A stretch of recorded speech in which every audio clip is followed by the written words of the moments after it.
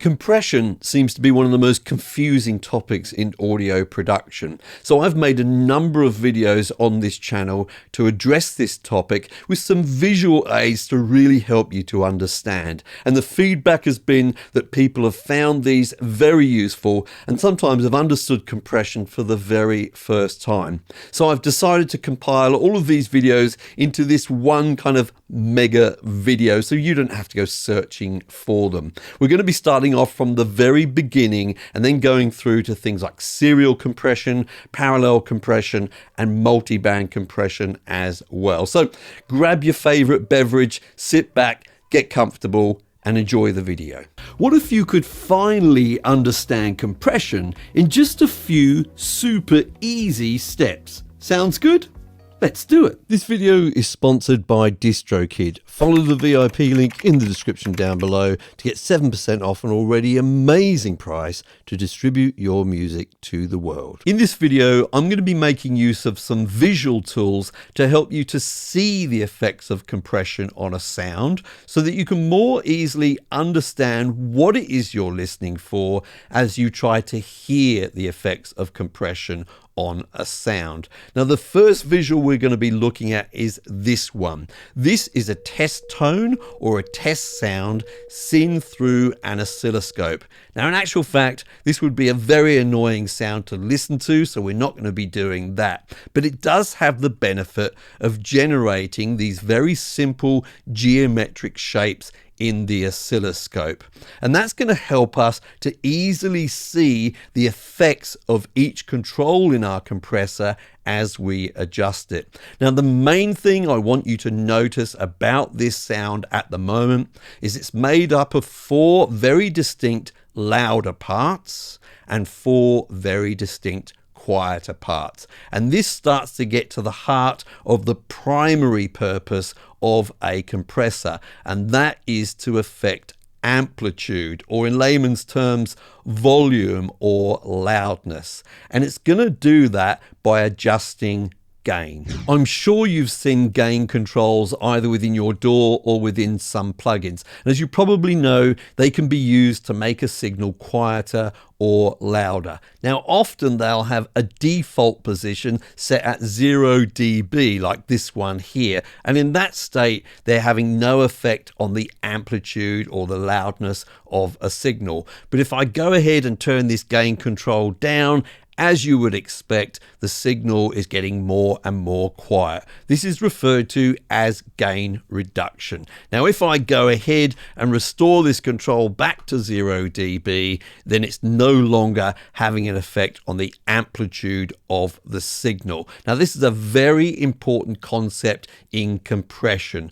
Lowering the level of a signal or the amplitude of a signal and then restoring it back to normal. Now, I'm sure you've heard that compressors are actually used to make things sound louder, right? Well, they can be used for that, and we'll discuss that later. But the first task of a compressor is to take some parts of the signal and reduce the gain and make them quieter. Now, the great news is they can do this automatically in response to the incoming signal, and they can do it very, very quickly, often measured in terms of milliseconds, but also sometimes in terms of microseconds. This means that compressors can adjust the amplitude of a signal hundreds or thousands of times during the course of a song. The only thing we need to know next is when do they decide to do that. Much like you, the compressor will want to turn things down when they get too loud. But how does it determine what too loud actually is? Well, it determines this with a value set in decibels, and we refer to this as the threshold. Now, we can see with the current threshold value that it's set to 0 dB, and in this state it's not going to affect the signal at all because no part of the signal goes above 0 dB. So in order to start to see some gain reduction, we're going to need to reduce this threshold. Now, as I do this, you will start to see our signal get affected. Now, just so you know, the pink or kind of purple part there is the signal before the compressor, and the blue part is the signal after the compressor. So we get a nice kind of before and after here. Now, just for a moment, I want you to ignore this rather interesting shape that we can see here. We'll definitely talk about that later. But the main thing I want you to notice at the moment is the four louder parts of our test signal have had their gain reduced or their amplitude reduced, and the four quieter parts of our signal have not been affected at all, and that's because they did not go above the threshold. So now that we understand how and when the compressor decides to apply some gain reduction, we need to understand how it decides how much gain reduction to apply. How much gain reduction is applied is determined by the ratio control. At the moment here, we can see below the ratio control two numbers separated by a colon, 2.0 and 1. This ratio value would be described as 2 to 1. Now I'm going to put up on the screen a full explanation of how ratio determines the new value in terms of decibels. You can stop and absorb that if you wish. However, I think the most important thing to understand is that the higher the first of these two values is, in this case it's 2, then the more gain reduction is going to be applied. And we'll see this in action as I increase this ratio. So it's at 2 at the moment, now around about 4 or so. That's quite a typical value. Then as we increase it, we get up to 8 to 1. This starts to be a lot sort of higher compression. Definitely 10 to 1 would be described as heavy gain reduction or compression. And then as we go all the way through, in this case, up to 20 to 1, we see quite extreme gain reduction or compression. And this is often referred to as limiting. This is when we hardly let any of the signal above the threshold at all. We kind of clamp down on it. Now, that does still leave in question, however, this interesting shape that we're seeing in our waveform here, because these parts of the signal are definitely still above the threshold. Now, if you can imagine actually controlling the gain reduction yourself with a physical gain knob, it would take some time, to turn that knob from 0 dB to whatever the new value is. Well, the same is true with the compressor. Once it's determined how much gain reduction it's going to apply, it takes a little time for it to change that setting from 0 dB to whatever the new setting is. And the time that it takes is called the attack. And that's what we can actually see on our waveform with this rather interesting slope here. We can actually see the gain gradually being reduced from 0 dB to the new value, which has been determined by the ratio. Now we can control how quickly it does that with the attack control. So if I increase it a little here, you will see it's taking longer to reduce the gain. And if I decrease it here, you can see it gets shorter and shorter. And in fact, we can make it so short that it actually looks almost instant here. Now this is a really important control because it's going to control how much of the initial signal of the louder parts of your sound are going to be allowed above the threshold and how much of it gets squashed by the ratio and the gain reduction. Now, just like the attack time, when the signal finally falls back below the threshold, it does take some time for the gain to be restored back to normal, to 0 dB. And the time it takes here is called the release time. And of course, we control that with the release control. Now at the moment when we look at our waveform, it seems that with the four quieter parts, they're not being affected by any gain reduction at all. It seems that once the signal falls below the threshold, the gain is instantly restored to its normal state. But that's not quite true. The reality is it's happening so quickly we can't quite visually see it here. So that we can see it, I'm now going to increase the release time. And as we do that, you'll start to see the effect that the gain reduction is actually having on the four quieter parts of our signal. Although they are in fact below the threshold, they're affected by the gain reduction because it does take some time to restore itself back to normal. Now, interestingly, if we increase this to a long enough period of time, it starts to affect the next part of our signal as it goes above the threshold, because although it's triggering the gain reduction again, the gain hasn't restored itself back to 0 dB at this point. So you can see it kind of lops the top off of the beginning of those sections now. So this is a really important control. It's important to understand the effects of it, and it's important to get it right to get what you want from your compression. We're going to use it with some practical examples later so that you can fully understand its effect. So with all this talk of gain reduction, how on earth do we use a compressor to increase the loudness of our signal? Well, the first thing to understand is that loudness is perceived by human beings not so much in terms of the peaks, the loudest parts, but in terms of the average level of the signal. So to increase the perceived loudness, we're going to first of all have to decrease the difference between the loudest parts and the quietest parts. That difference, by the way, is referred to as the dynamic range. So I'm going to start off by decreasing the dynamic range before I really increase the loudness of our test signal. And I'm going to do that by making use primarily of the threshold and ratio controls. So let me start off by reducing the threshold. As we saw earlier, we've now reduced the level of the loudest parts of our signal. And I can even increase that further by increasing the ratio here, So now we can see there's actually very, very little difference between the loudest parts and the quietest parts, the dynamic range.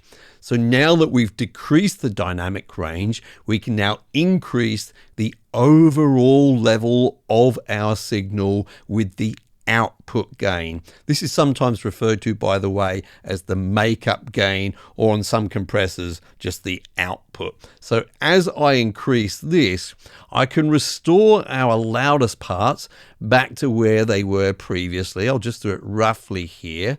But in doing that, we've made the quietest parts much, much louder. Now, the average perceived loudness is going to be much higher in terms of any human beings listening to this, and that's basically how we make things sound louder using a compressor. So far, we've covered all of the basic controls of a compressor, and in a moment, we're going to be looking at some practical examples. But before we do, if you feel you have understood everything so far, can you let me know in the comment down below by leaving the comment, "Finally, I understand"? That would be super helpful because it lets me know that my teaching methods are on the right track. Now, while you are down below, check out the link for our sponsor DistroKid. If you follow that VIP link, you'll get 7% off of your first year of membership when you release your music to the world. Now that you have a basic understanding of the controls of a compressor, I think it's really important to compress with intention. In other words, think about what you want the end result of your compression to be, then use your knowledge of the controls to achieve that result. Let me give you an example with this bass guitar. My intention here is to increase the sustain of these bass guitar notes. If we look at the waveform, you can see we have this initial attack. The loudest part here is called the transient, and then it decays away quite quickly. Let's have a listen to see how that sounds.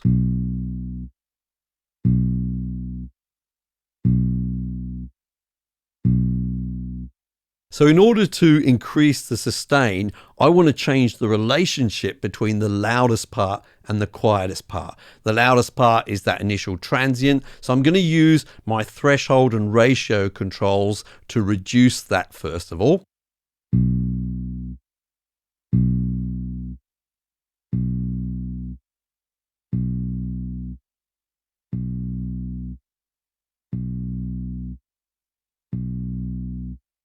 Okay, it sounds much, much quieter, so I'm now going to use my output gain to increase the level and see what we've got so far.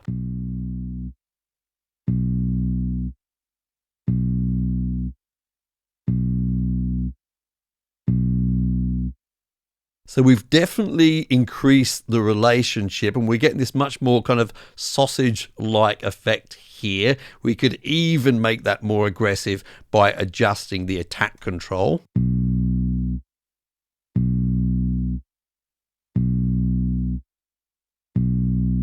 But we're changing the nature of the sound in ways I don't quite like at the moment. First of all, we've got this kind of swell in the middle here. This is where the release starts to happen. So in order to avoid that, we're going to have to increase the release time so that we're not affecting the very end of this note. Let's do that now.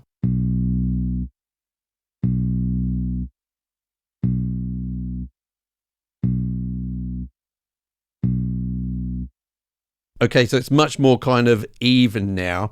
And I feel like I want to kind of restore a little bit of that initial attack. So I'll do two things here. I'm going to, again, increase the output gain, but I'm also going to extend or increase the attack time a little bit so we get a little bit more of that sort of transient.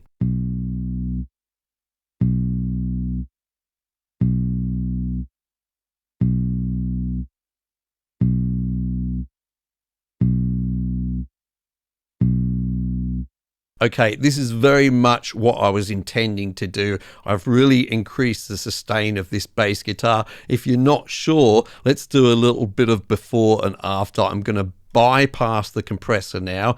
I'm going to play it for a little while and then I'll switch it on and you'll see and hear the difference.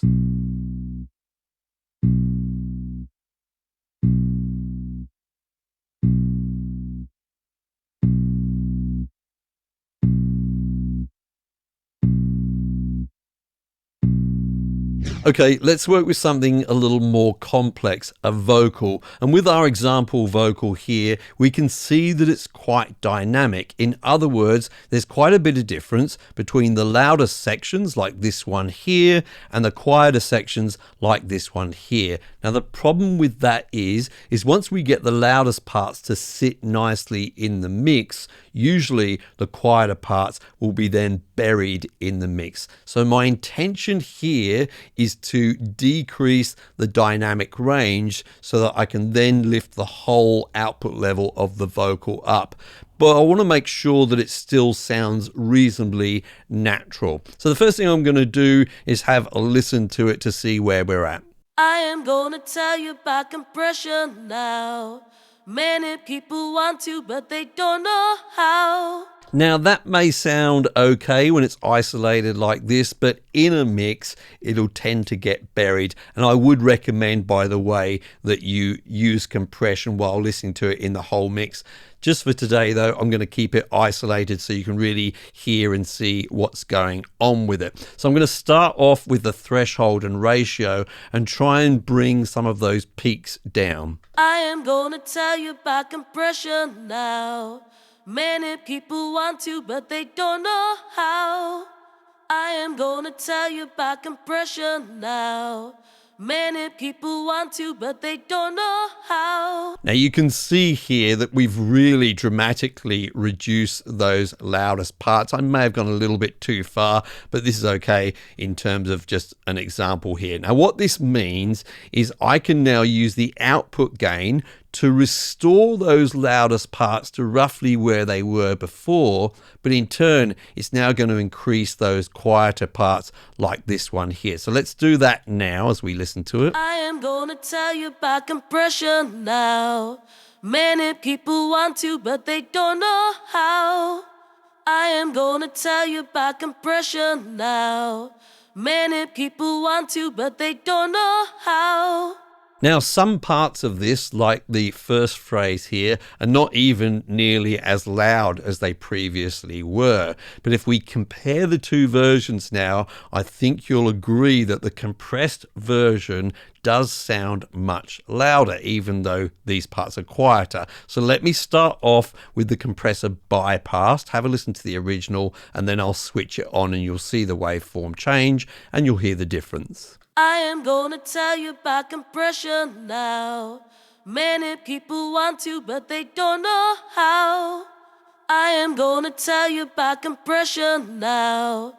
Many people want to, but they don't know how. So I think it's worth mentioning at this point that if you're using a hardware compressor or a plug-in emulation of a hardware compressor, some of the controls may be a little different. For example, it's often the case that we don't see an actual threshold control. In this case, the threshold would be at a fixed position and we need to adjust our incoming signal until some parts of it are above the threshold and get compressed. For example, on this 1176 compressor, I would do that by adjusting this input control on the left. Now, it's worth mentioning, of course, that as I turn this up, the signal will get louder, and I may want to compensate for that by adjusting the output control over here accordingly. Now, we do sometimes see something which approximates a threshold control. For example, we can see it here on this LA2A in the form of this peak reduction knob here, which does indeed behave quite a lot like a threshold control. Incidentally, while we're looking at the LA2A, look at this gain control over here. Many people mistake this for an input gain control. It is in actual fact an output gain control. Now, moving on to attack and release. Commonly, we will find that the controls on a hardware compressor for attack and release kind of work in the reverse way to the way they do on a lot of software or plug-in compressors. So, for example, on the 1176 here, when we turn this knob counterclockwise, we're making the attack slower or a longer attack. And then as we turn it clockwise, it's a faster or a shorter attack. And the same is true with the release control.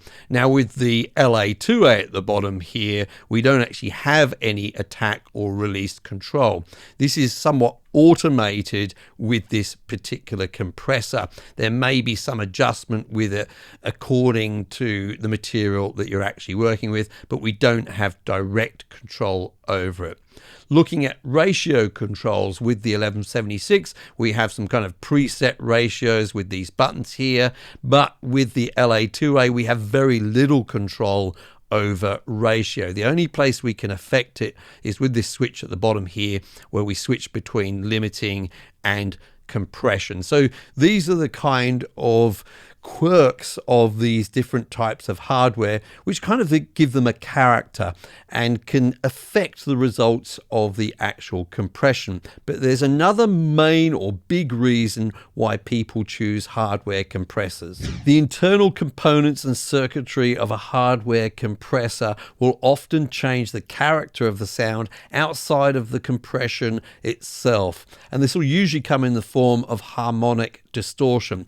Now, if you don't really understand harmonics or how they change the character of sound, then I'll invite you to watch my video on the harmonics series linked in the description down below. But for a really quick demonstration right now, I'm sending this sine wave signal through this 1176 compressor, and you can see it represented on this spectrum analyzer here as just this single signal in the middle here. Now, when I switch on the compressor without doing any sort of compression at all, you can immediately see some harmonic information has been added down here, and that's with the input really low. So now as I increase the input, you will see more and more harmonics added on top of that initial sine wave. And at a certain point, if I drive it really hard, you'll see quite a lot of harmonic distortion happening there. And indeed, even when I adjust things like the attack and release controls,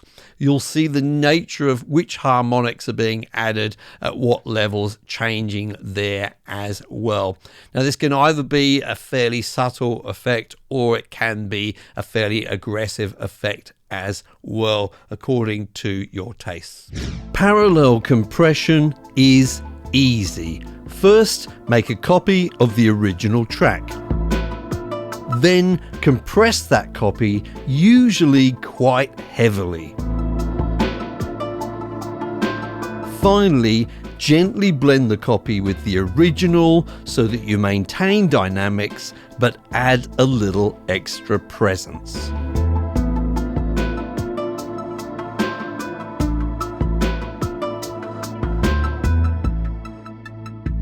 Now, whilst this basic approach is quite simple, during this video we're going to be discovering several powerful variations. But first, this video is sponsored by DistroKid. Follow the VIP link in the description down below to get 7% off an already amazing price to distribute your music to the world. So how do we actually implement parallel compression in our DAW? Well, we start off with a source, the thing that we want to compress. In my case, it's some drums. Now, it may be that you've got just a stereo drum recording, and that's absolutely fine. Or it may be like me, you've got individual drum tracks all being sent to a drum bus, and that's what we can see here. Now, you're going to hear me use the term bus quite a lot in this video. In your DAW, it may be called an aux or an aux channel, or maybe something like a group channel. They're all the same thing. They're types of channels that can receive signals from lots of other tracks or other channels. So I've got my drum bus here, and I'm going to go ahead and create a new empty bus. That's the one that we can see here in purple. And then I'm going to send a signal from my original drum bus to this new empty bus, creating a copy of that signal. That's where the parallel part of this comes in. We've got two signals exactly the same as each other being played alongside each other. And now what I'm going to do is bring in the compression part of it. I'm going to insert a compression plugin on that new bus that I created.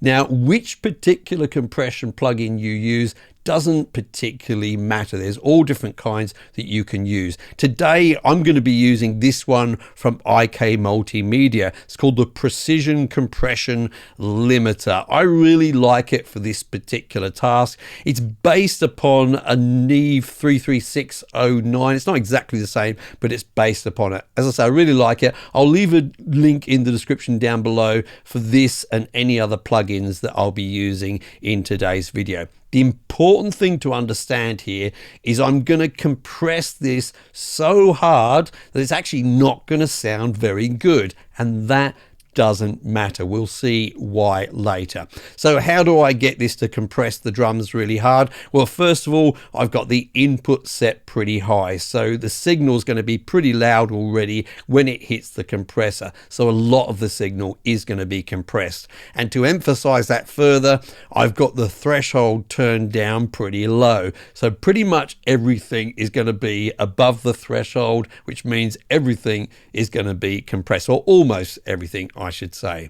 Now, in terms of the release time, well, on this compressor, it's called the recovery time, and I've got it set to 100 milliseconds, and that's pretty fast. And what that means is that for anything that falls below the threshold, the sort of quieter parts, we're quickly going to allow that to come through. Okay, so we'll squash anything that's loud in the signal and allow anything quiet to be loud.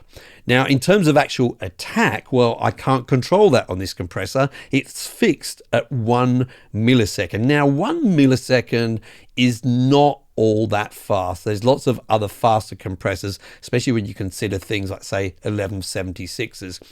But what that's going to allow to do, 1 millisecond, is allow some of the transient of the drums, that loudest part at the beginning of a drum sound, to come through. So we're going to get a bit of punch when we use this particular compressor with this attack setting. The gain control doesn't really matter. That would matter on this compressor if we were using the limiter section, which we're not, but it's basically there to control how much signal goes through to the limiter. Now, the ratio may surprise many of you. It's a 2-to-1 ratio, which is not a high ratio. However, I do think that when you're pushing it this hard, it's plenty enough. I did try it on like 3-to-1. It didn't sound that good, so I put it back to my kind of default for this, which is 2-to-1. Okay, so let's listen to these drums in the context of the rest of the track without them being compressed to begin with.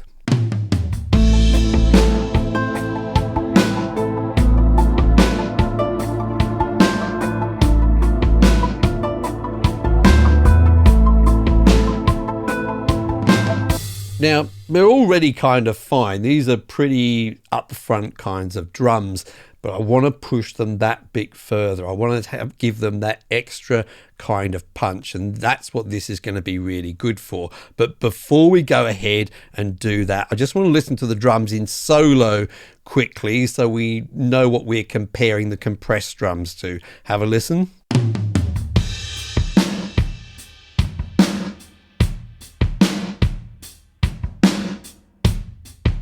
Okay, so that's our source material. Let's now switch our compressor on with all of those settings that we discussed and get yourself ready. This is going to sound really weird, not very good all by itself. Have a listen.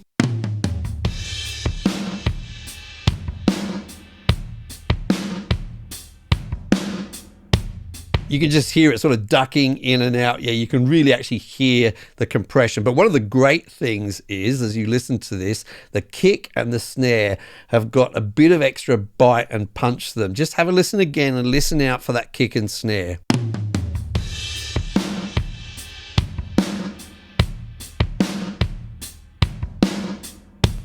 So that doesn't sound great, but what we're actually going to do is just gently blend it in with the original drum. So what I'm going to do is just turn the solo off. I'm going to turn the fader all the way down for this second drum bus that we created. And while we're listening, I'll just put on my oscilloscope so that you can kind of see what the effect is as we push this fader up.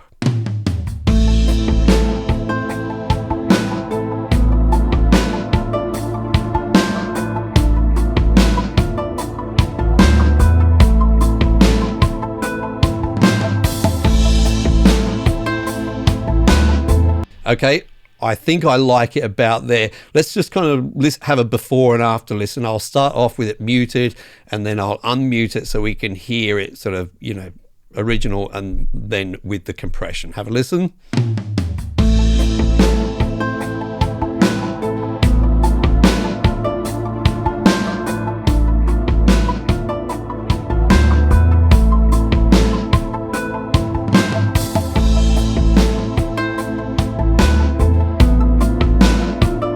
Now, I know many of you are going to say, well, because you've now got duplicates, of course, it's got a bit louder, and that is true. I would refine this by perhaps lowering the now overall volume of these drums because we can be fooled by the fact it's a little bit louder, but I think you'll find it's actually got quite a bit of extra punch to this, and that's what I was after. So you may be wondering if you really need to go to the trouble of creating an extra bus when you've seen lots of compressor plugins with a mix control allowing you to create parallel compression on the fly. Let's say, for example, this plugin from Arturia. We can see the mix control over here, and we can take that dry signal, that uncompressed signal, and blend it with that heavily compressed signal, getting a similar result to the one we just got. And that is a valid way of doing things. However, there's a couple of reasons why I don't actually use this feature very often.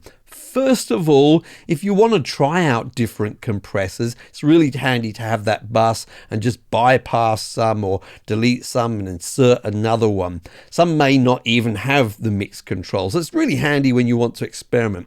But more important than that for me is the fact that I often use other types of plugins in conjunction with the compressor. Let's take, for example, the drums that we compressed just a moment ago. We used this compressor from IK Multimedia, but you can see now that I've inserted another plugin next to it. And the plugin I've inserted is this one here. This is an SSL channel strip, basically, and I'm only using a small portion of this. That's the EQ section that we can see on the left-hand side. And I've just used that to boost some of the low end a little bit here at the bottom at 60 hertz or so. I've done a 3 decibel boost, and then I've boosted some of the top end. I've done another 3D boost at around about 8K or so up here, okay? And that's where all the sizzle of the snare and some of the hi-hat exists. And I felt that just adds a little extra something. I couldn't do that using a mix control. So the result I finally got was this.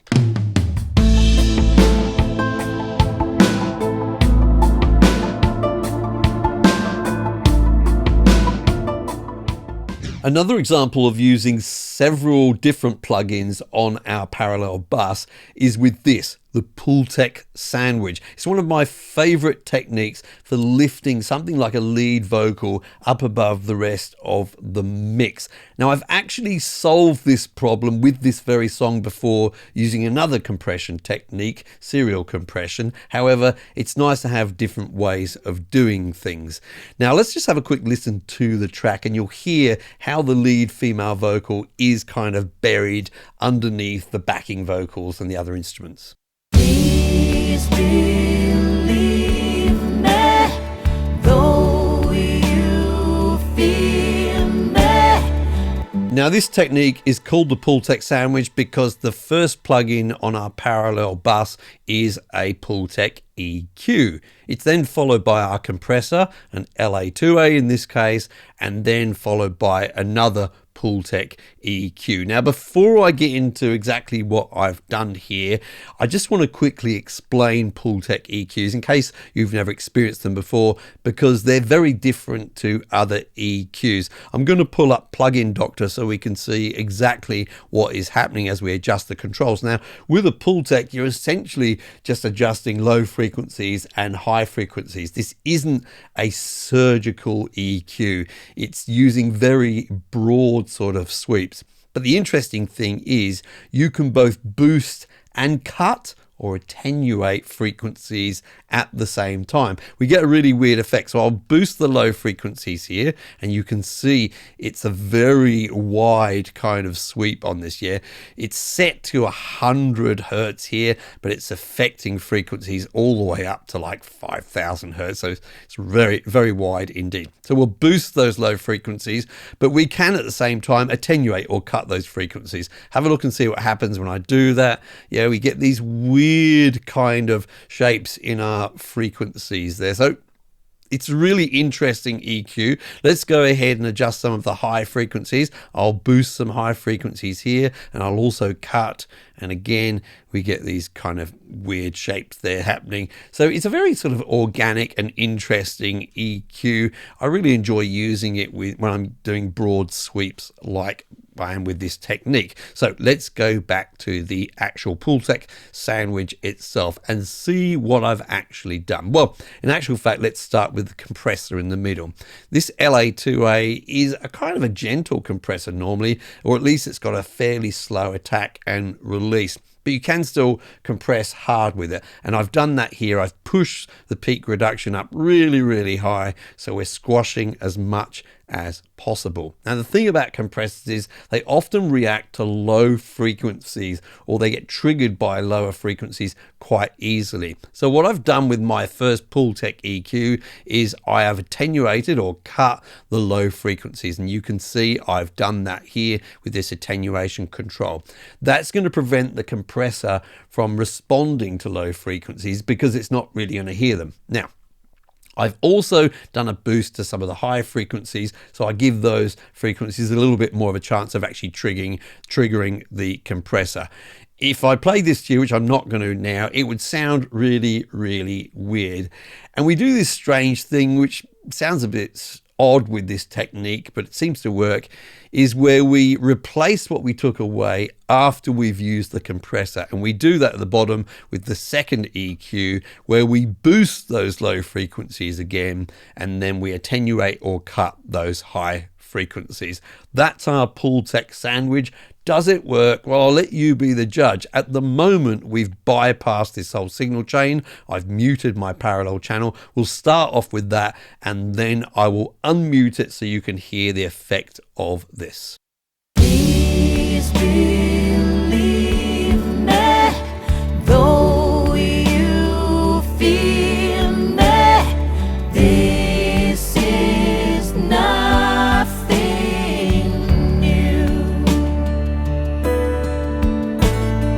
Though we played at all these games. Now, you can actually make more than one copy of your original material for parallel compression. But before we look at why and how you might do that, I'd like to remind you that if you're releasing your music to places like Spotify, Amazon, Google Play, etc., don't forget to follow the link in the description down below to our sponsor DistroKid. If you follow that VIP link, you'll get 7% off of your first year of membership. So why have I added yet another parallel channel for my drums? Well, this one is receiving only the kick and the snare, and its purpose is to make them sound a little bit more edgy, a little bit gritty. Now, it's going to sound really extreme in solo, but it's going to be quite subtle when we blend it in later. Now, the first plugin that I'm using for this channel is called Trash from iZotope. It's a distortion plugin, and if I solo the channel now, you will immediately hear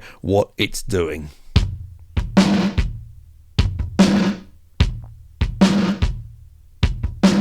Yeah, yuck. But I promise you it's going to work later on. Now, the next plugin that I'm using is the SSL channel strip here again, but this time I'm not only using it for some EQ and just bringing out some parts of the frequency range, but I'm also using it for compression here on the right hand side, and I'm really heavily compressing the signal yet again. Let's have a listen to how these drums, or this bus for the drums, is sounding now.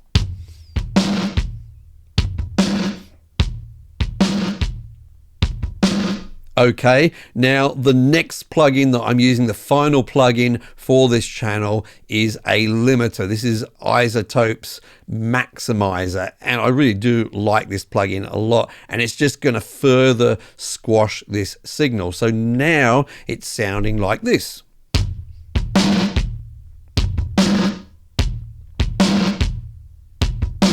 Probably not something you'd want by its own, but I mean, maybe you would. But I want it to be blended in, as I say, to give these drums just a little bit of extra bite. So what I'm going to do, as I did before, is start with my fader down low and gradually introduce it. Let's have a listen.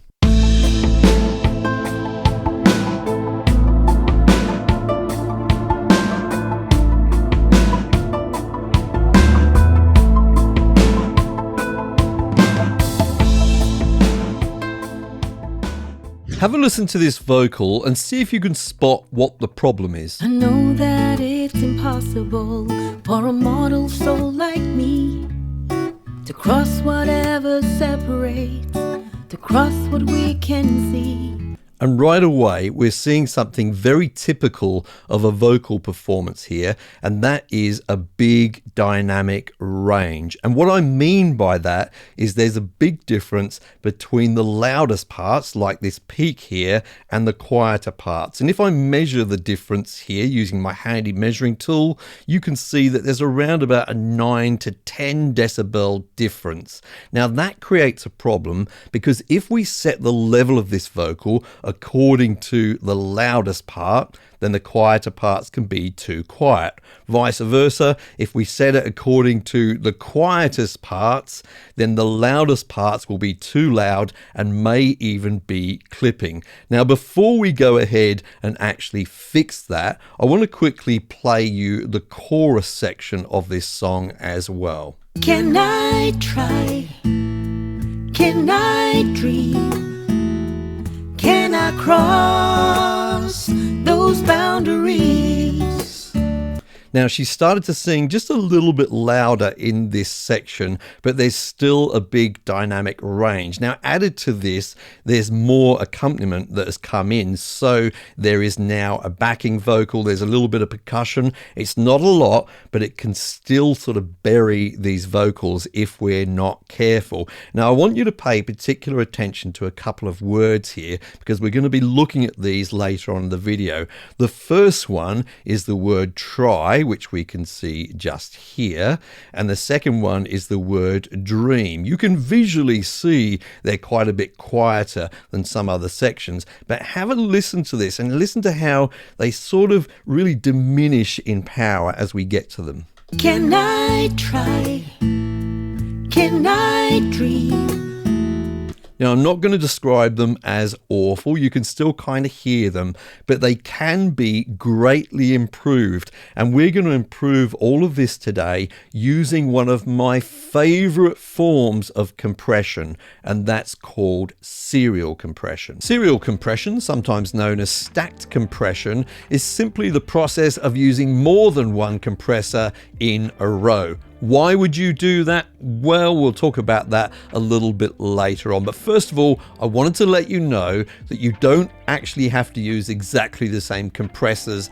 as I'm using in this tutorial. You may use some variations, some different types of plugins, etc., but the principles will still apply. Now, having said that, I happen to be using today a couple of real hardware compressors. Now, the main reason for that is because recently I've been testing the WA76A from Warm Audio. It happened to be sitting on my desk. It's got a couple of strengths which really help it with this particular technique, and I thought, hey, I may as well use it. Now, I'm not going to be doing a full review on this, but if you happen to be interested in its strengths and what makes it special, I've put a section right at the end of this video after the actual tutorial in case you're interested. The first compressor I'm using is this WA2A, based of course on the extremely famous LA2A compressor. Now, one of the things I love about this style of compressor is that it's extremely easy to use even for complete beginners.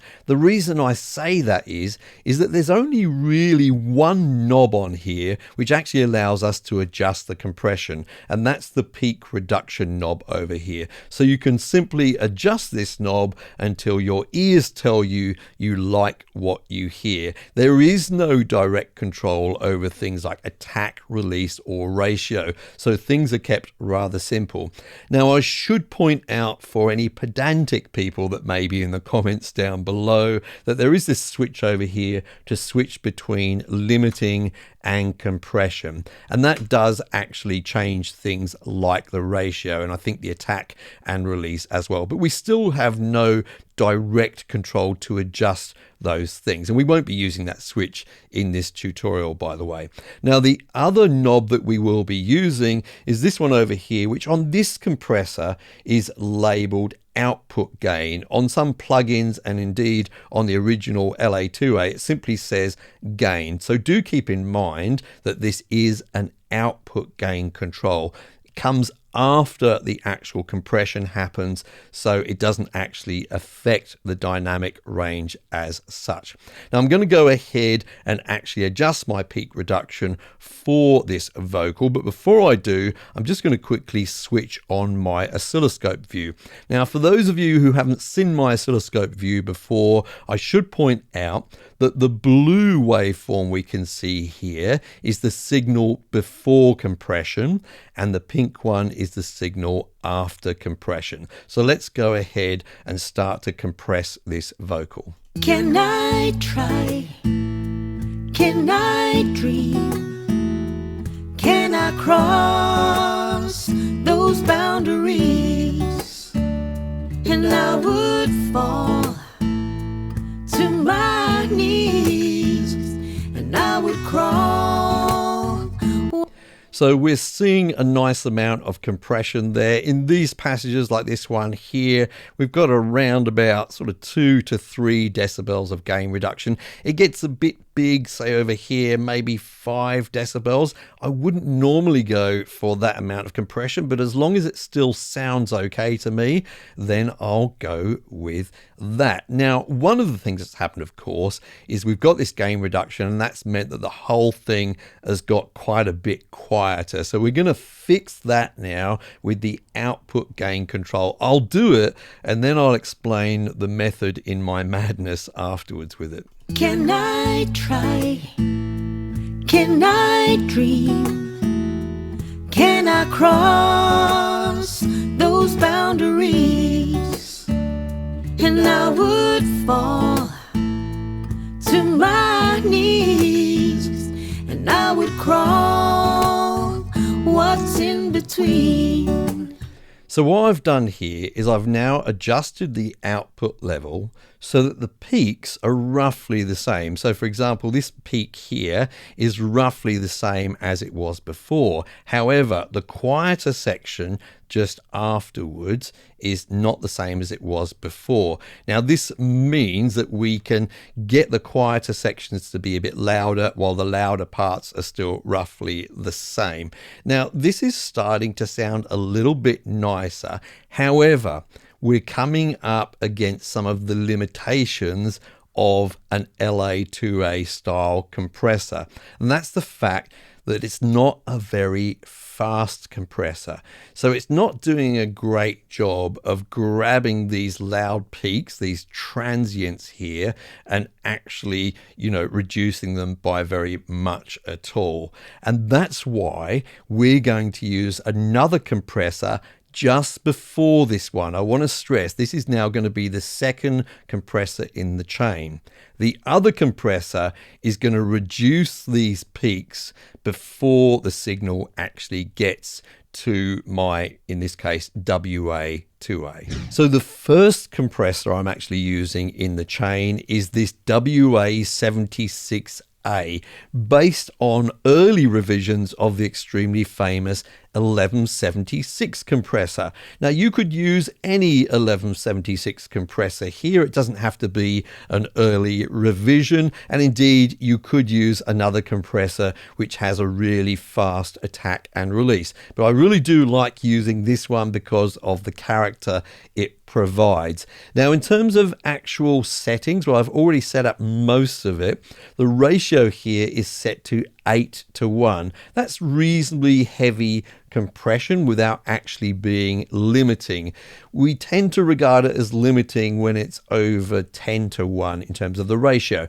Now, I have used 12:1 and 20:1 as settings in this type of compression, but for this particular song I didn't need it to be quite that aggressive, so I've gone for 8:1, but you can experiment with different settings there. Now in terms of attack and release, well, this is one of the reasons why we're using a 76 style compressor at all, because they're known for their very fast attack, and that's what I'm after here to control these peaks. Now in reality, the attack on 1176 is either fast or very, very fast. So I've set it to very fast, not quite the fastest, but certainly very fast.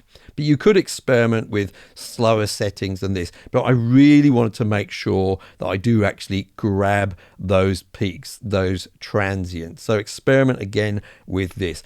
Now the same for release. I've used a very fast setting here, and that's because I don't want to affect anything outside of those peaks. But sometimes I'll use a slightly slower setting than this to get a more natural sound. Now, one thing to really keep in mind when you're using both the fast attack and a fast release at the same time is you can get some kind of unwanted gritty type of distortion in the low frequencies especially, and you may hear that and not quite know where it's coming from. So if that's something you're aware of, just experiment by going in here and just slightly backing off on the release and the attack. That's if you want a nice clean signal. If you want that little bit of grit, then you may maintain those settings.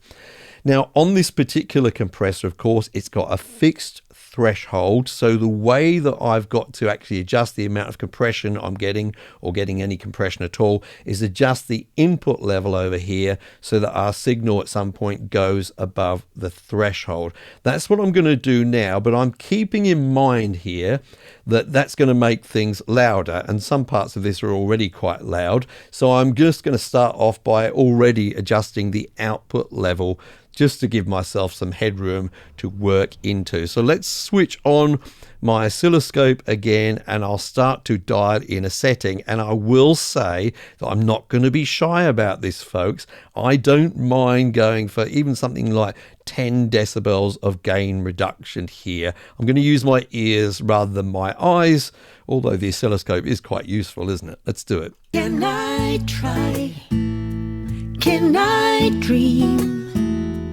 Can I cross those boundaries? And I would fall to my knees. would crawl. What's in between you?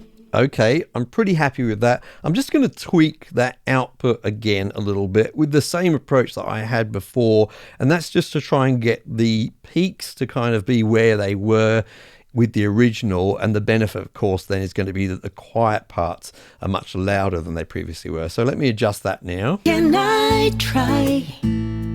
Can I dream? Can I cross those boundaries? And I would fall to my knees. Okay, that's near enough. This is not science. We're just going roughly for that kind of level.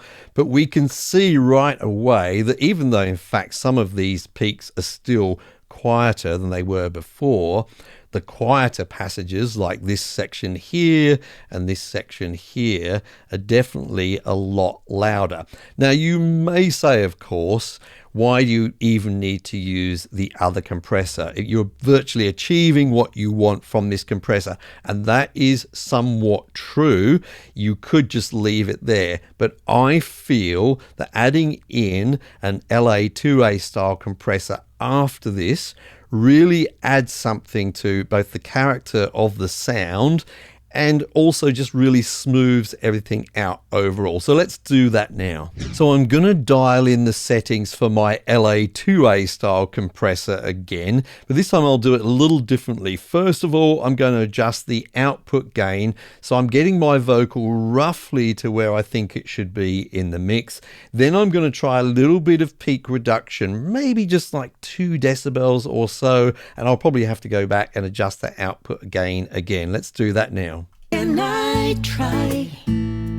Can I dream? Can I cross those boundaries? And I would fall to my knees.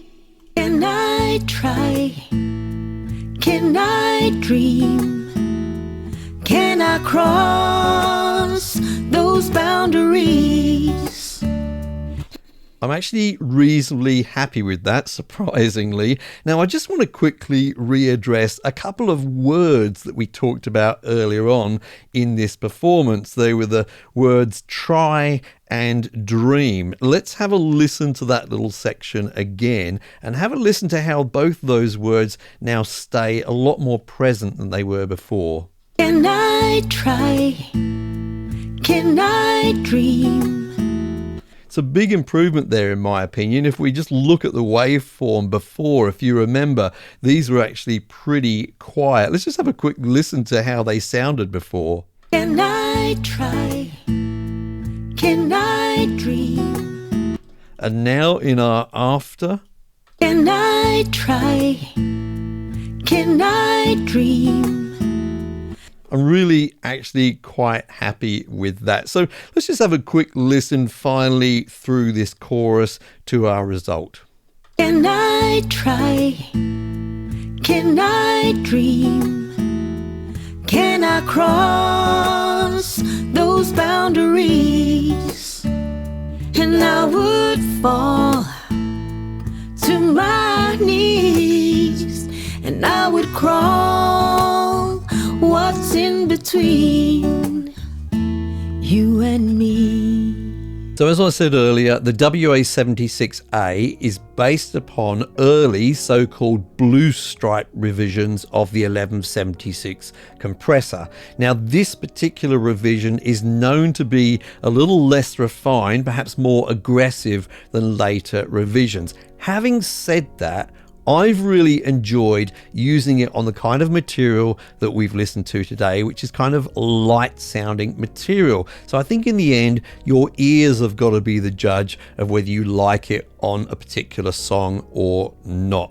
Now, what I really love about Warm Audio's approach with this particular compressor is they've been prepared to take the original kind of design and sound, but add some features. But importantly, they've made all of those features kind of bypassable. So you can use it in a kind of a very authentic state, or you can make use of these additional features, which I'm personally glad to see here. Some of them will remind you of some features that you find in plugin versions, by the way. Let's start off with one of the new features, which is this input impedance selector on the left hand side. So basically this switches from a 600 ohm input to a 10,000 ohm input.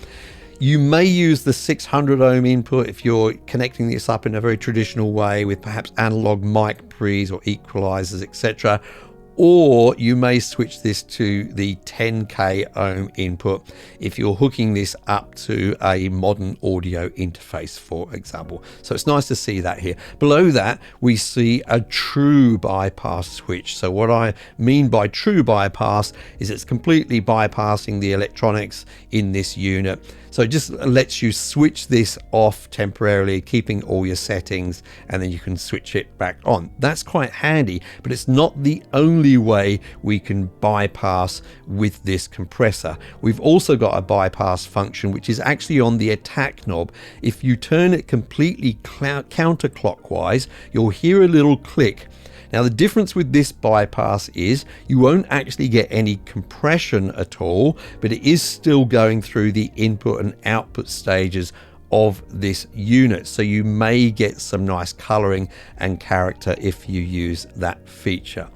Over on the right hand side, we see a mix knob. We don't often see this on hardware, but we do often see it on plugins these days, and it just enables you to mix both the original signal with the compressed signal, getting some parallel compression on the fly if you like. Really handy feature, and if you're just feeling like you like your overall setting but it's just like a tad too obvious, then you can definitely back it off using this handy mix control.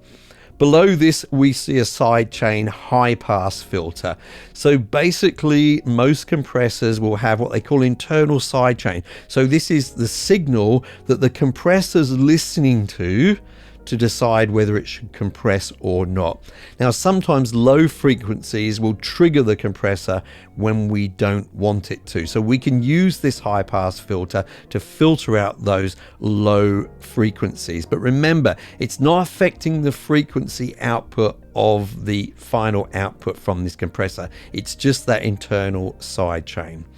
We see a switch at the top right here, which has got link on it, and this is used so that we can link two of these compressors together, and they recommend, and I would recommend the same, that you only link two of these identical models together, and this enables you to use them in stereo. And finally, at the bottom right, we have an external sidechain switch, which switches on the external sidechain inputs and outputs on the back of this compressor. This is really handy if you want to use an external sidechain. What would you be using that for?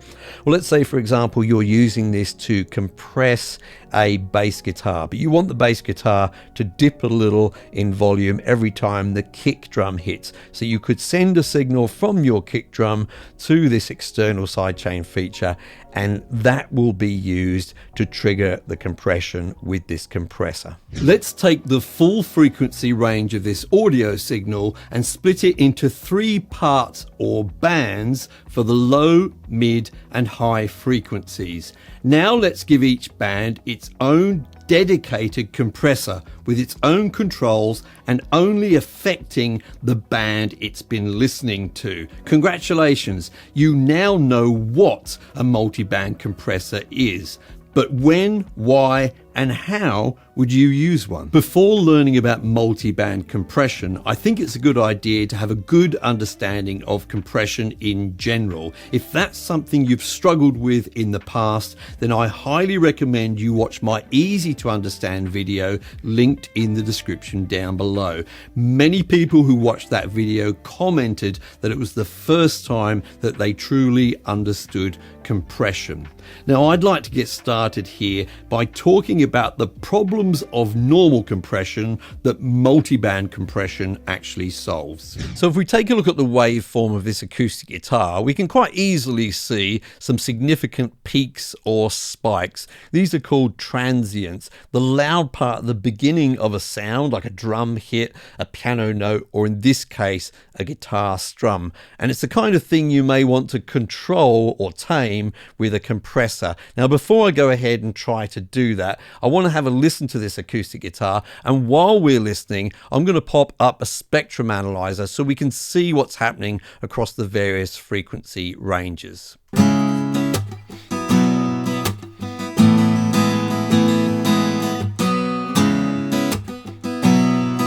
Now we can see here there's quite a lot more energy in those low and low mid frequencies where we can see these spikes here, and it gets a lot less as we go up through the higher frequencies. Now this is going to be significant when it comes to setting the threshold of our compressor in a moment, because those low frequencies are going to contribute a lot more to the overall level, and they're going to cause the compressor to go above the threshold sooner, and the compression is going to kick in sooner. So let's go ahead and actually set up our compressor now. Now I'm using this isotope compressor today. It doesn't matter which compressor you use, but I'm using this because it can both be used as a regular compressor and also later on as a multi-band compressor. Now I've already set up things like the ratio, the attack and the release, so I just need to go ahead and adjust the threshold to actually get some compression.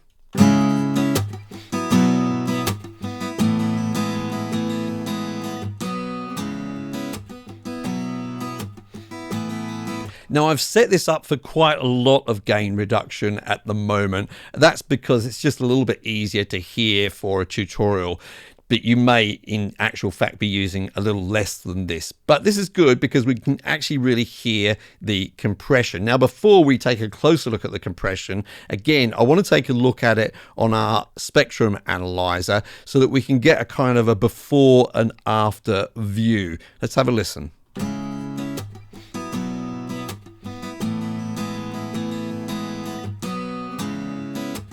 So pink is before and green is after, and we can see here quite a significant amount of gain reduction in these low frequencies here. But we've got exactly the same amount of gain reduction in the high frequencies, even these very high frequencies which were very quiet beforehand anyway. This is going to be very significant. This happens with all regular or single band compressors. Now a particular thing is also happening here, which we're going to hear a bit more clearly if I now add some makeup gain. So I'll do that now to get us kind of back to the same sort of volume we were at before. And let's have another listen, but this time I'm going to put it back to the waveform so we haven't got quite so much eye candy and we use our ears a little bit more.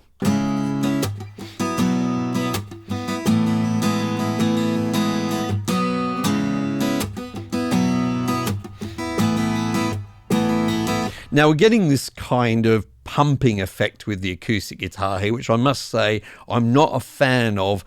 Now with some instruments and some styles of music you may actually like that, but I want this to still remain reasonably natural at least, and that pumping effect isn't helping with that. Now I could adjust the ratio. Well, it's not high ratio at the moment. I may even want it to be higher if I want a little bit more gain reduction in that low end, but doing that at the moment is going to make things worse. The attack needs to be fast because I want to catch those transients, and well, the release, to save you some time, I've tried various different release tactics, a slow one, a fast one, and you're going to get that pumping effect here regardless. So the significant thing here is that even though the low frequencies are contributing a lot more to the actual level of this instrument, all of the frequencies are equally being affected by the gain reduction. And those mid and high frequencies are frequencies that we're a lot more aware of with our human hearing, and we're really aware then that that gain reduction is kicking in and out through this performance. Now, there's a few different tactics you could use to try to cure this. Perhaps if you've had this situation, you've tried to use EQ and tried to get rid of some of those low frequencies. Well, the problem with that is you may actually want them to be there, particularly in quieter parts of the performance. You may want the warmth that they provide. Another thing you could do is use the kind of filters that you sometimes get on the side chain of regular compressors. Basically, what they do is they filter out the low frequencies so that they're not triggering the compressor as much. And that would be a reasonable approach here. However, I actually want the low frequencies to trigger the compressor. I just don't want them to affect the whole frequency range. And that's where a multiband compressor is going to come in. Now, although my multiband compressor at the beginning of this video had 3 separate bands, the reality is they can have as few as 2 bands or many more than 3, depending on the capabilities of each compressor. To keep it simple for this acoustic guitar, I'm just going to use 2 bands, and I'll create those by clicking at the top of the display here. And you can see now I've got a high band on the right hand side in yellow and a low band on the left hand side in blue. And I can adjust the frequencies where these bands begin and end by moving this slider at the top here. Now, as I do this, you'll see this blue and yellow line appears, and they're crossing over, and these are indeed indicating what's called the crossover. The important thing to understand here is that although each band has its own settings and will affect that band, they do have a slight effect on bands either side of them, and this just helps to kind of smooth things out. Now, I'm going to adjust this to around about 450 hertz so that my low band encompasses those low frequency spikes that we were seeing earlier on. Now, we don't actually have to use both bands here. We can actually turn off compression for any of them. So I'm just going to go over to my high frequency band and switch the compressor off, so we're only compressing the low frequencies. Now, one really important thing to note here before we actually listen to this is the settings for this low frequency band are actually exactly the same as I was using for my single band compression earlier on. And although they're the same, we're going to get quite a big difference in terms of what we actually hear. So let's have a listen now.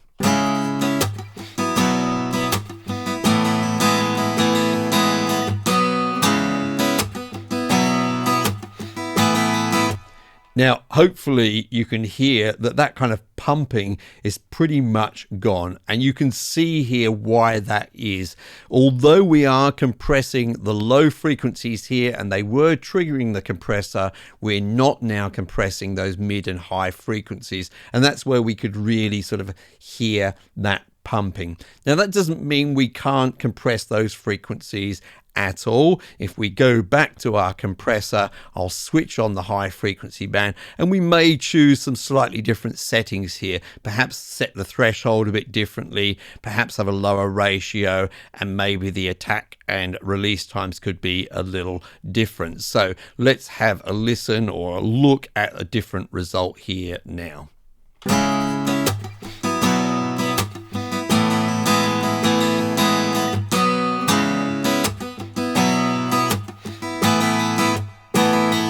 So we're getting just a little bit of compression in those high frequencies, and that's pretty close to what I was aiming for. Perhaps the lyrics of this vocal part will tell you what the problem is. I'm singing close to the microphone, but now I'm further away.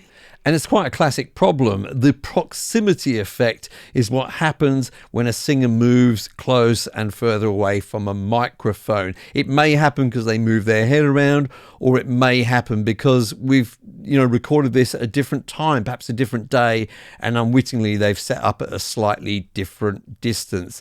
And the main component of this effect is the fact that the low frequencies are sort of really hyped when you get very close to a microphone. They're accentuated, and in this case I would say they're way too boomy. Have a listen again.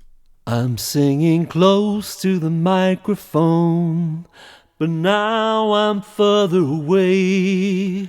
And although that may sound nice and kind of warm in isolation, in a mix, those low frequencies in the vocal are just going to make it really muddy. So what we want to do in this case is kind of balance things out, have more evenness in this. So I've actually already set up my multi-band compressor for this. Again, just a simple low and high band compressor, and this is the result I've got. I'm singing close to the microphone, but now I'm further away. So not only have we got rid of the sort of muddiness of that first phrase, but it's much more even. It's not perfect, but it's much closer. Have another listen. I'm singing close to the microphone, but now I'm further away. Now, of course, in both of our examples, we focused on controlling low frequencies, but multi-band compressors can be used to control any frequency range that you wish. So, for example, a de-esser is really a simplified multi-band compressor, which focuses on that kind of 5,000 to 6,000 hertz range, where all the sibilants and that kind of annoying sound of a vocal might be. You might also, for example, want to control the cymbals on a drum bus and control them when they get a little bit out of control. The main thing is here is not so much when do I use it, but why do I use it? Think of this as a new tool that you've got in your toolbox, and now that you understand what it does and how it works, the next time you come up against a situation where you think, look, I want to have those frequencies present in this performance, but when they get a little out of control, I just want to suppress them a little bit, then that's when you would reach for a multi-band compressor. However, in a moment, I'm going to tell you about a situation where people sometimes set up multi-bands of a multi-band compressor and have them all on exactly the same setting. Why on earth would you do that? I'll tell you in just a moment. But first of all, I'd like to remind you that if you're releasing your music to places like Spotify, Amazon, Google Play, etc.,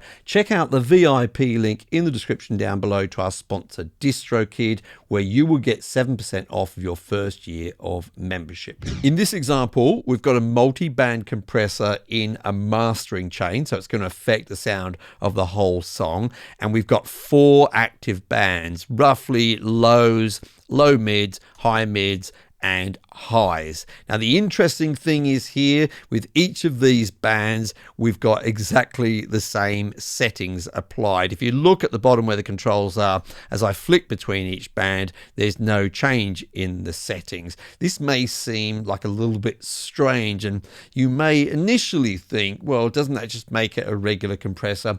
Well, of course, kind of not, but let's find out why in just a moment. First of all, I'm going to play the song for a moment and take a look at the top where you'll see lines which indicate when gain reduction is happening in each band. And I guess Superman never really ever gave a damn about Lois Lane, the Daily Planet, all the people there.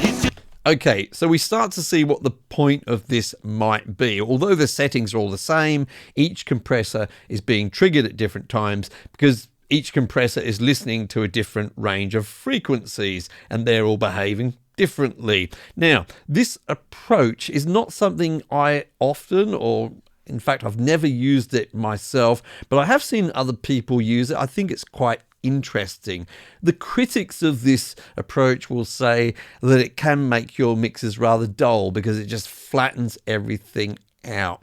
In my opinion, that would probably happen if you just went overboard with it. But if you wanted to kind of set each band up as a kind of a guardrail for that frequency range, then I can see why this might work. Let me know what you think in the comments down below.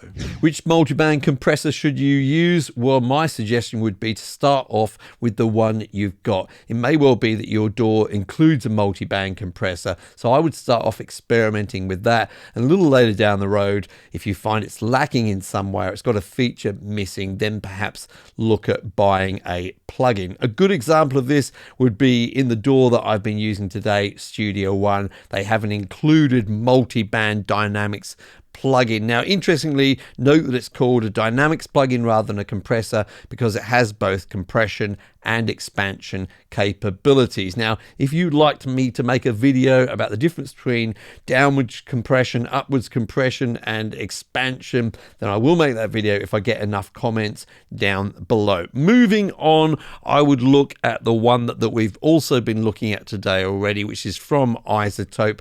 There's a few different versions of this. I'm using version 9, but 10 and 11 are also available, and they're all reasonably similar, I would say. Just a really good, straightforward multi-band compressor, as you've seen in today's video already. The next one that I've been using, which I think is quite interesting, is from SSL. This is the G3 multi-bus compressor. The difference with this one would be that it does add a little bit of sort of SSL character to the sound. It's not a purely clean multi-band compressor, and if you want to add a little bit of character, then this would be a good one to look at. Another one that I've been looking at is this one from FabFilter. Lots of people are big fans of this, the PREAMPS plugin. Now, knowing that I was going to be making this video, I decided to download the trial of this about a week or so ago, and I've been using it, and essentially it's like a multi-band processor on steroids, of course.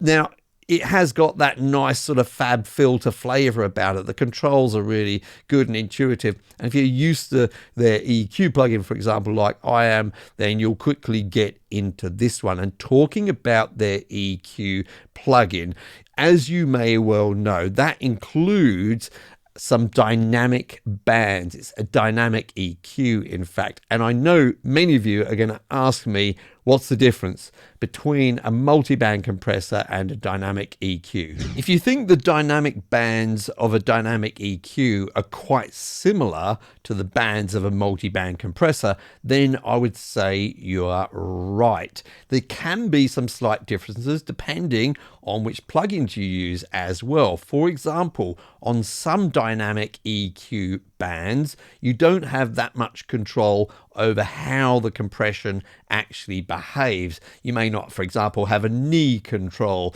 and until recently with FabFilter, for example, you didn't actually have control over the attack and release. Whereas with a dedicated multi-band compressor, again, depending which plugin you're using, you'll usually have more sort of advanced controls over the compression itself, but you won't have generally any EQ controls. It is a little bit muddy, so I would say that it's a matter of emphasis. If your primary task of that plugin is to EQ this signal, and most of the other bands are regular EQ bands, but you want to have some dynamic control over some parts of EQ, then I would use a dynamic EQ plugin. But if your primary purpose is compression with this plugin, then I would say a dynamic EQ would be the way to go. That's my short answer. If you'd like a more in-depth video about this, let me know in the comments below. So in order to really understand the secret that I'm going to reveal to you later on, we actually really need to understand all of the basic controls of an 1176. So we're quickly going to run through them now, starting off, in fact, with the metering, which is actually going to be quite important. I've got the metering set to gain reduction at the moment, or GR, as you can see at the top here, and that means that when we actually send a signal through this and compress it, we will see on the meter here some gain reduction. Makes sense, huh? Now, the next two buttons below, +8 and +4, are about output metering. So, for example, if we have this set to +4, then a meter reading of 0 will actually correspond to an output level of +4.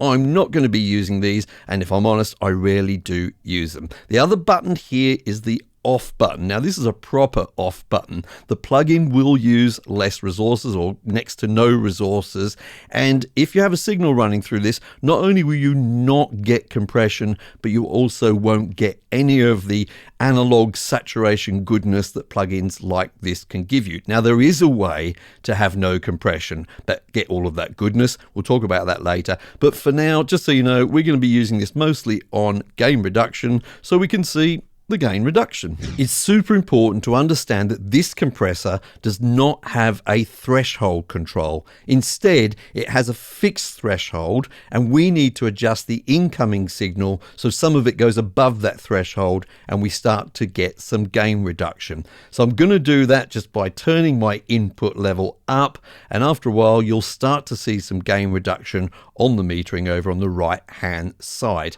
Now, you're not hearing anything at the moment because this is actually a super annoying test signal, and I don't want to put you through that. But if you were hearing it, you will have noticed it just got a bit louder. So in order to compensate for that, normally we're going to adjust the output level over here. Let me demonstrate that to you by using my oscilloscope. So with this simple oscilloscope view, we've got 4 loud parts to our test signal and we've got 4 quiet parts. And the idea here is we're going to try and get the louder parts of our signal above the threshold so that we can start to see some effects from the compressor. Now, this is a before view here in blue. I've also got an after view, so this is the signal after the compressor in this kind of purpley pink color, and of course there's no or very little change at the moment because I haven't adjusted the settings. And you'll see if I start to push that input gain up, the after view is getting louder, but we're not actually seeing any gain reduction as such at the moment. We're going to need to compensate at the moment by bringing the output level down and then pushing the input level up. So let me just bring that output level a long way down to give us some headroom to work with. I'm just going to push the input level up until we start to get close to where we started, and you can see here that we've now got some gain reduction. If I remove the before view to make it a bit clearer, you'll see that with those louder parts, they start off being a little bit louder for a moment, and then the gain gets reduced and they become quieter. So that's the basic operation of our compressor, and it's going to be really, really important when we're talking about our secret later. So the 1176 is characterized by a very fast attack time, which ranges from 800 microseconds all the way down to 20 microseconds. Now, it's in its slowest position at the moment with the knob completely counterclockwise, and you can see how long it's taking for the compression or the gain reduction to fully kick in when you take a look at the oscilloscope at the top here. And as I adjust that attack knob, you will see that time gets shorter and shorter until I reach my fastest time, as I say, of 20 microseconds. Now, likewise with the release control, the slowest position is completely counterclockwise and the fastest is clockwise.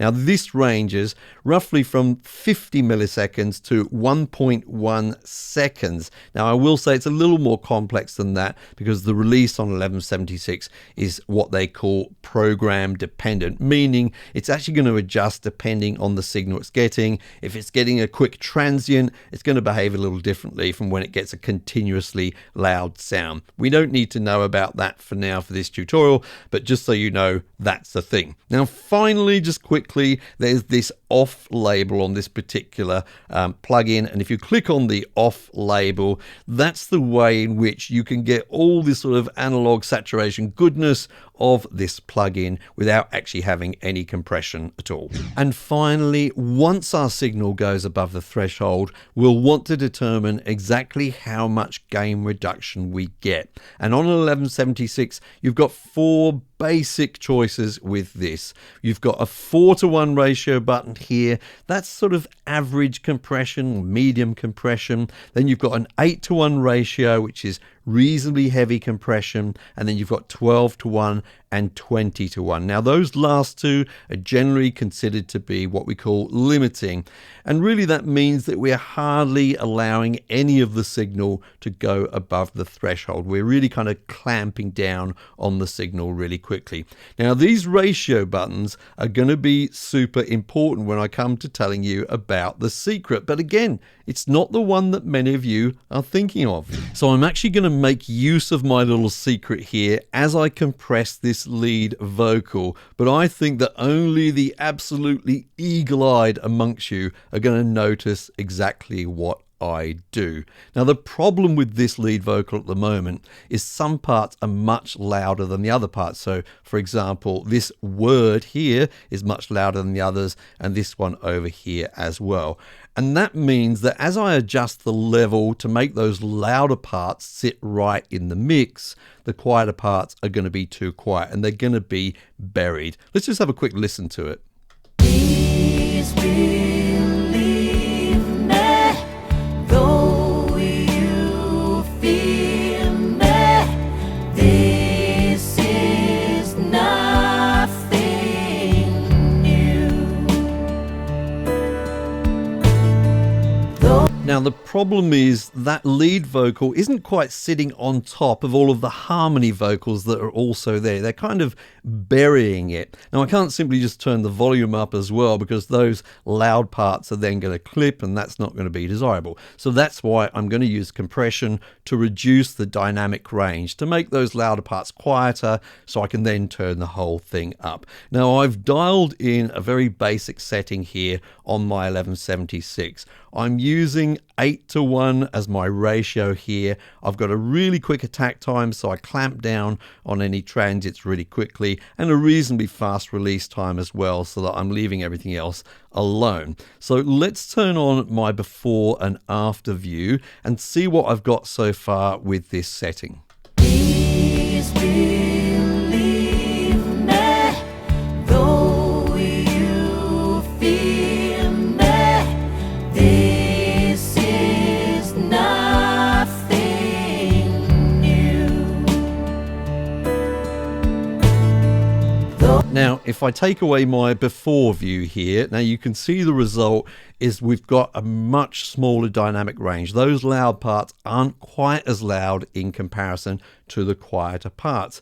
But I think we can go even further with that with a really high ratio setting. So I've just created a little preset for this. So I'll just quickly flick over to that. You can see now my ratio is 20:1. I'm going to apply this and see what the result is now. Please believe me, though you feel me, this is nothing new. Okay, so now we've really squashed that waveform down, yeah? And that means I'm going to be able to turn up the output volume, and you're now going to hear that lead vocal really sit on top of those harmony vocals. Let's do that now. Please believe me, though you feel me, this is nothing new. Okay, so I basically did that with a 20:1 ratio change. But did you notice what else I did? Now, the secret that I bet many of you thought I was going to talk about is something called the all button mode, or it's sometimes known as the British mode or the 4-button mode. And basically, this is where you get some unintended functionality from the 1176, meaning that this wasn't intended by the original designers. And it was discovered by engineers many years ago when they accidentally, or maybe on purpose, pressed more than one ratio button in at a time. In fact, they discovered they could get some crazy results if they pressed all 4 ratio buttons in at the same time. I'm doing it on the plugin here by holding down the shift key as I press on the buttons. And the kind of reaction that you get from this, or the result you get from this, is some pretty extreme ratios, some distortion that is out of the ordinary. You can get some changes to the release time. You can get much faster release time, and you generally get some different harmonic distortion and saturation. This was unintended, so it's kind of regarded as a little bit of a secret. Now, you don't have to hold in all of the buttons at the same time. There's various different combinations that will yield different results. So you could hold shift on this one and just hold 2 of the buttons down, or 3 of them, or various different combinations you may want to try out, and just have a listen for yourself and see if you like the results. Now, my secret is related to ratio, but it's not that one. So I'm just about to tell you this secret, and when I do, can you do me a favor? If it is indeed new information to you, can you leave a comment down below saying, I've just had a light bulb moment? That would really help me out to let me know I'm on the right track with these videos. And by the way, I should remind you, if you're releasing your music to places like Spotify, Amazon, Google Play, etc., follow the VIP link down below to our sponsor DistroKid, where you'll get 7% off of your first year of membership. I'm willing to bet that many of you have actually noticed this little quirk about the 1176 before, but you either didn't understand what was happening or you didn't know how to remedy it. And it's all to do with the ratio again. Currently, I have the ratio set to 4:1, and as you can see with the metering, I'm getting around about 3 to 4 decibels of gain reduction. So what if I want more gain reduction? Well, if you know anything about ratios at all with compressors, then you'll know I need to choose a higher ratio. The next one up is 8:1, so I'm going to select that and see what happens with the gain reduction. Strange, right? I'm actually getting less gain reduction. It's around about sort of 2.5 decibels. Well, what about 12:1? Let's try that. Even less again, maybe 1 decibel of gain reduction. And on 20:1, we're not getting any gain reduction at all. Now, you may be thinking, hey, this plugin actually has a bug, but you'd be wrong. It's actually mimicking the behavior of a real 1176. But if you look in the manual for this plugin, you're not going to find out the answer to what's going on in there. Instead, you need to go back, as I did, to the original manual for an 1176, and tucked away somewhere on page 21 or so is one sentence which says it all. It says, note that the 1176 LN has been designed so that selecting higher ratios also raises the threshold level. So what does that mean? It means that it's not enough for us on this compressor to just change the ratio. If we really want to get those higher ratios, we're going to need to increase the input level. Now, just to demonstrate this in action quickly, I've created some presets. So I'm currently on my 4:1 preset. We're seeing that 3 decibels or so of gain reduction. I'm going to go to my 8:1 preset and take a look at the input level and the output level changing. And you can see here, we're now seeing a higher amount of gain reduction, around about perhaps 5 to 6 decibels of gain reduction. Let's go to my 12:1 setting. So we're on a 12:1 ratio. The input's gone up, the output's gone down, and we're now seeing something like 7 decibels of gain reduction. And finally, on my 20:1 ratio, we're seeing a massive amount of gain reduction, as much as 20 decibels there was there for a moment, maybe more likely about 10 or 11 most of the time. And I had to again increase the input, and I compensated by adjusting the output as well. So not only can you now operate an 1176 compressor, but you've also got some information that not a lot of other people seem to have, which means you can walk around feeling smug and superior, and you can thank me for that. I'm Mike, I hope you're well, and I'll see you in the next video.